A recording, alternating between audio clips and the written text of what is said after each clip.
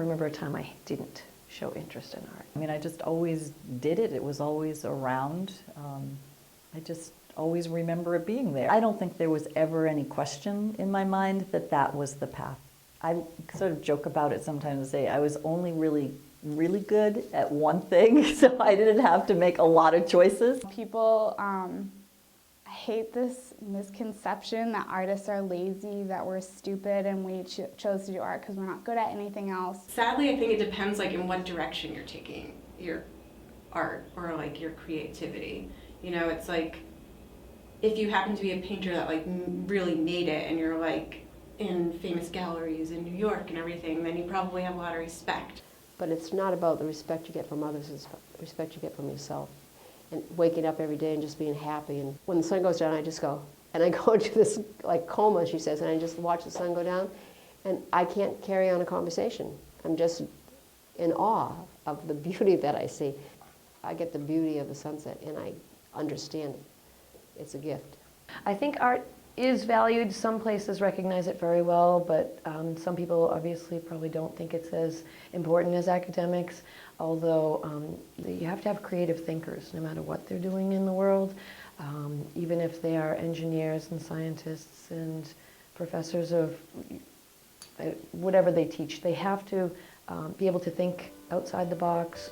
I think the thing that people forget is that in every culture, and since the beginning of man, from cave paintings, art has been like the essential, just natural, innate thing that people have wanted to do. They wanted to draw the animals that they've killed in caves. They wanted to sing out loud. They wanted to do a tribal drum beat, but no one taught them how to play drums. No one taught them how to sing. No one taught them how to do ceremonial dances, you know, things like that. It's part of our culture and part of our history. It is like at the core of culture. It's like in every society, and it is like in every part of history. It is just there, and it's not going anywhere.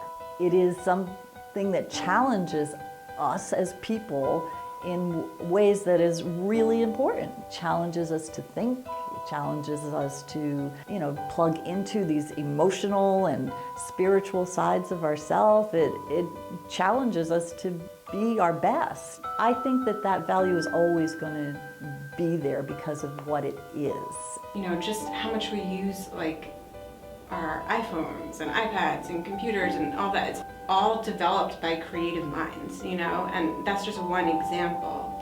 So I feel like in society it's becomes so important, but there's a disconnect to, you know, education and what it takes to get those creative minds working and developing all of these things that we use every day. What they're missing the major point. One of the things about the creative arts in general is that all of the skills that you require for that are applicable to everything else you can do in life. In today's society, I think corporations are looking for kids with a background in creativity, kids that can create things. And that's what the programs like music and dance and art and film, they give those kids an experience that they can create something that at the end of the day they have a product that they're proud of. And it's just kind of crazy to me that we put all these specific definitions to what is acting, what is singing, what is dancing.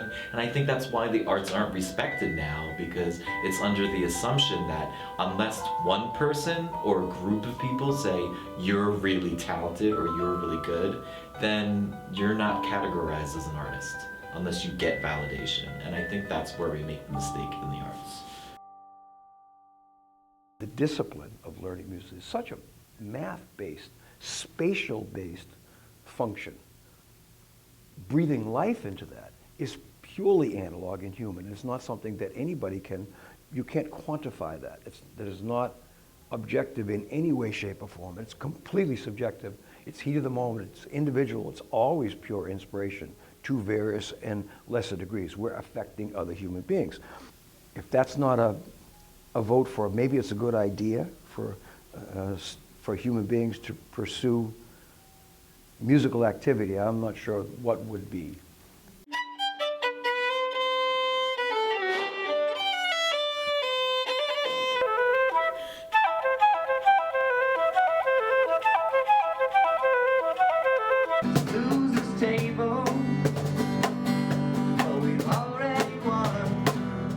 performing music, when you achieve something, when you do something well, when you do something that emotionally works, you feel it emanate, and it is communal, so you have reinforcement. That connection that you make, and every musician feels it. Every once in a while, all of those people are on the same page. And it's not only performed well, it not only has accuracy, but it has beauty. And the juxtaposition of having all those areas of the brain firing at the same time with all those whacked human beings that don't come from the same backgrounds, they don't have the same opinions, they don't look the same, but it's something you put in your pocket and it changes you. Let me hear ba ba da ba da. So 4-E and a 1. Okay, I'll give you 3 beats. Even if you're not going to be a musician playing an instrument or singing, to be musically literate, to have that knowledge, music should be for everyone. I take lightning to my back to keep you out of the storm. I've been waiting for you for so long. Pursuing the arts causes your regions of your brain to communicate with each other in ways that are stimulated by few other things that humans do. But it used to be thought of as hemispheres. You know, one side governed the digital side, the zeros and ones, and your logic and reason, left and right brain. And you know, the right side was creativity, and the analog and the ethereal, and the creative side. It's not that cut and dry. Yeah, it's really portions of the brains of parts of lobes that do certain things. In order for us to be the highest functioning human being that we can, we have to be able to have creativity to come up with the idea, and the logic and reason and know-how in engineering to make it function.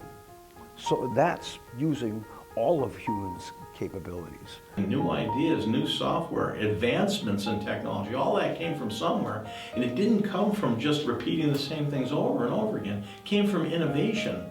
Of course, the development of brain and all that, that's important, but kids need a place that they can feel like they can do something worthwhile. You know, I think that giving people an outlet to express their creativity is important. In an era where everything is so measured and everything's so data driven and everything is so, we need to have this test and we need to then have this other test, and how do they improve on this and how do they improve on that? Look at most towns in Massachusetts where the arts are strong, where they have a fine music program, where they have a fine theater arts program, where they have a fine visual arts program. And then look at their standing in the state. You don't generally find programs that have well-supported arts programs low on the list. You know, back when I was growing up in the 80s, it was the first thing to be cut, music and art, cut. And so you would think that people realize the importance of the arts in kids growing up and the development of the brain, and unfortunately, sometimes towns just need to find the money, and sometimes they feel like they have to cut that first because it's not, you know, an academic, but it's so important for education of the whole child.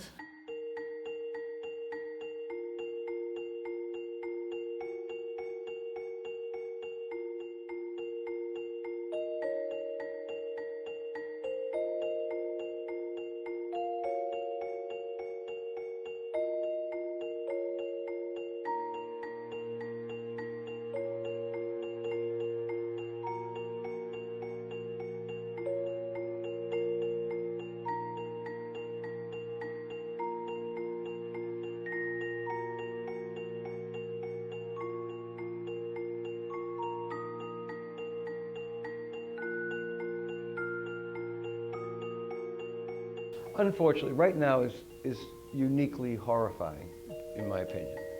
I think it's terrible that art, music, technology, those types of, and I don't mean like computer technology, I mean like working with your hands, like technology, those are the first things to go. Those are seen as disposable, and they're not.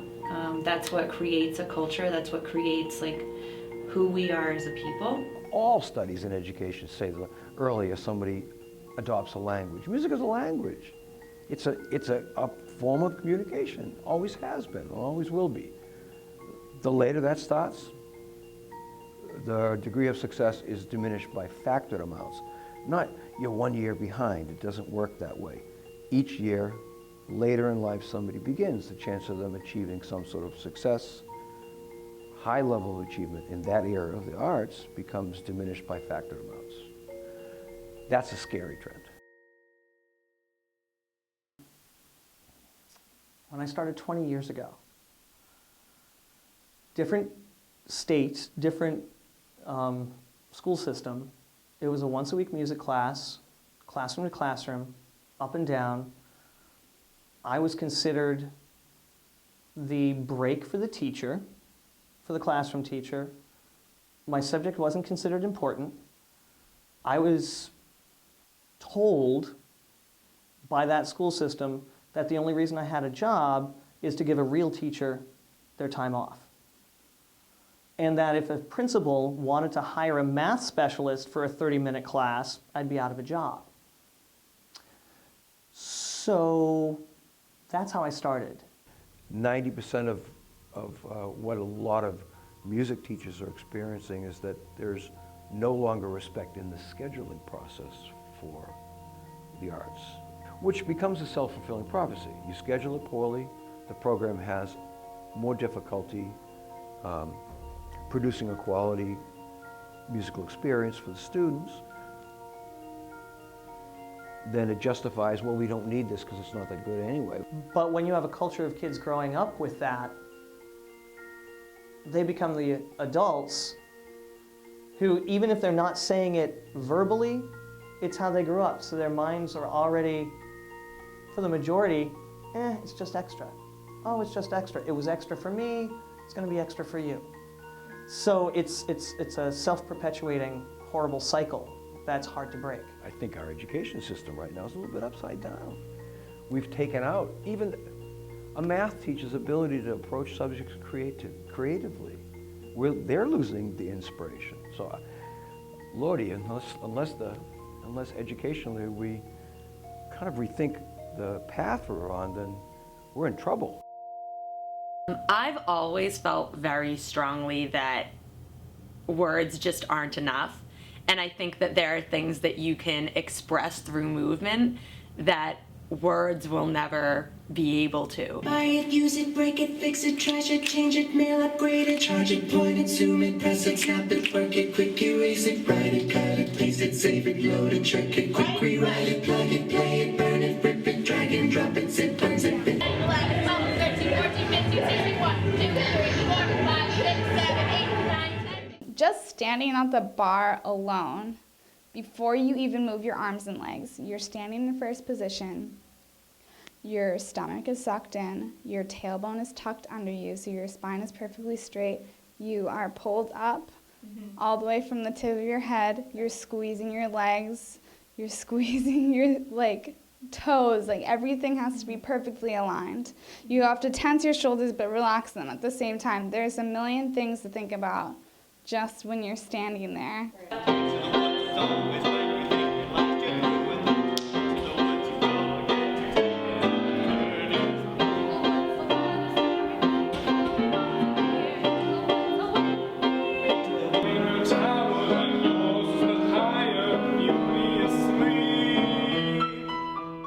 The arts are a part of us. I mean, it's even those are all the skills you first learn when you're little. You learn how to sing and dance before you learn how to do anything. You learn how to draw and doodle before you learn how to write. People don't realize that an artist's skills are extremely valuable. We have very specialized, unique skills that nobody has. I've had art professors tell me all the time, you'll never you'll never make it as a New York City artist, but making it as an artist in New York City doesn't validate whether I'm an artist or not. I think there's still a stigma that arts careers aren't real careers, that you're supposed to at some point become a lawyer or become an accountant or become a doctor or do something quote unquote real with your life. Right now there's been an explosion in new media. I mean, there are people who work out of their basements or their little studio that are producing some of the most amazing film scores for video games, etc. So there's work. My mom always told my sister and I growing up that no matter what we chose to do, we better make sure that we love it because we were going to be doing it for the rest of our lives. I mean, many people say, okay, only a few people are going to end up in the arts. So for the rest, everybody else, it's just hobby time, it's just fun. So why, what value is that in the workplace and so forth? You have talent, you have a voice, you have a vision, and no one is ever going to tell you that that vision is correct or the best, because in all honesty, it's a competitive atmosphere usually, and if you don't prepare kids to be competitive, they're never going to get confidence to be great.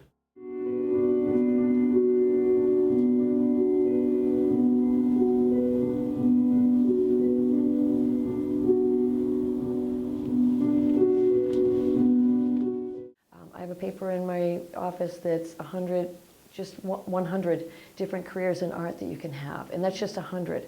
I have posters in my room for different variations of just design itself and all the jobs that can be done in each of those areas of design. Every year I encourage kids to go to film school, and if that's what they're passionate about, and I know it's scary to think about, that next step and what kind of job you're going to get. But I said, I always tell them that if you're passionate about it, if you love it, then one, it won't seem like a job, and you're going to be really good at it, and it's going to work out. If that is what you want to do, you follow that passion, and you will know. If you have a passion for making art, whatever art form it is, you're not going to be able to ignore that. Yeah, I would say pursue the dream. Pursue the dream as long as you got it. I mean, it's like being young. You're young once, try everything that you want to at least once. Opportunity passes. Most people, when they're older, they regret not doing something as opposed to regretting something that they've done. Any human being that can find something in their life they love,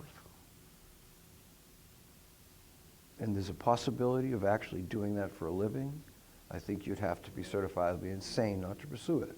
I participate in dance company and I dance at Walpole Dance Center. In school, I'm a director in the film festival, I'm a member of drama club, and I'm in the jazz choir. In the Walpole High School Dance Company, the film festival, I dance at Medfield Dance Academy. I'm in the drama club, I'm on speech team, and I dance outside of school. I'm in dance company here, and then I'm also at Medfield Dance Academy. Drama club, the school a cappella group. I'm in the drama club, the jazz choir, an a cappella club. I do drama club in school and outside of school, piano, singing, jazz choir. I do speech, film, and drama. I do jazz choir, drama club. I partake in drama club. The drama club, the orchestra, the jazz choir, the chorus, the band, piano lessons outside of school. But when I was a freshman, I kind of assumed that everyone just went and played sports, and I didn't really understand that creative arts were as big of a deal as they are. But now looking back, I'm extremely grateful that I've been able to participate in the arts because they've really changed who I am as a person. And even though I never had considered it before, it's a whole different creative outlet than anything I've ever experienced before. Being in drama club itself has made me more confident with not just loving what I love and being able to express it, but with being myself. But I think that being around people who love the same things as me has made me more comfortable being who I really am. One of the worst feelings is feeling like your dreams or your passions aren't valid or aren't important. And I think it's important to teach kids that it's valid to have these dreams about artistic endeavors that aren't necessarily practical or important to academic success, but they're still important nonetheless. It's been scientifically proven that the arts help with the education process and help kids learn more concepts, and the fact that that's under question is just ridiculous. I know so many teachers say the dance company show is the hidden gem of the high school. I think the school should do more to kind of make the show known and make students know more about the arts programs. The people who do arts and music and art and drama and theater and speech, they're all very talented people, and I don't think they always get the recognition they deserve for the wonderful things they do. That it's not just all sports, that art is just as good as sports and equal to it. There doesn't have to be an imbalance between the two. One's better than the other. I think art needs to be at the same level of respect that sports has. So I think what's kind of sad is a lot of people are kind of discouraged from pursuing careers or like a college education in the arts programs. For me personally, I decided not to go to film school because you're kind of taught that like it's something unrealistic and it's not practical and like you can't get a real job that way. And I think that if schools kind of encourage us more, then people would really get a chance to follow their passions and do something they really care about. Every time I have this talk with my mom about like college, she always tells me that I can minor in dance, but I need to pick a more like substantial major, but that's not what I want to do. So I'm gonna major in music theater in college next year, and so there was a little hesitation from my parents. I do get judged a little bit